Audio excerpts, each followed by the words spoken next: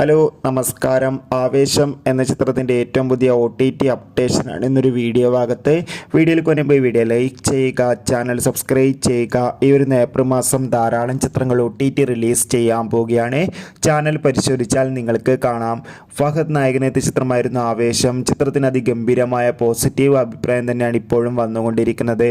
അതുകൊണ്ട് തന്നെ എല്ലാ സിനിമാ പ്രേമികളും ഒരേപോലെയാണ് ആവേശം എന്ന ചിത്രത്തിൻ്റെ ഓരോ അപ്ഡേഷനും അറിയാൻ വേണ്ടി കാത്തിരുന്നത്. ഇപ്പോൾ ചിത്രത്തിൻ്റെ ഏറ്റവും പുതിയ OTT അപ്ഡേഷൻ, സാറ്റലൈറ്റ് അപ്ഡേഷൻ പുറത്തുവന്നിരിക്കുകയാണ്.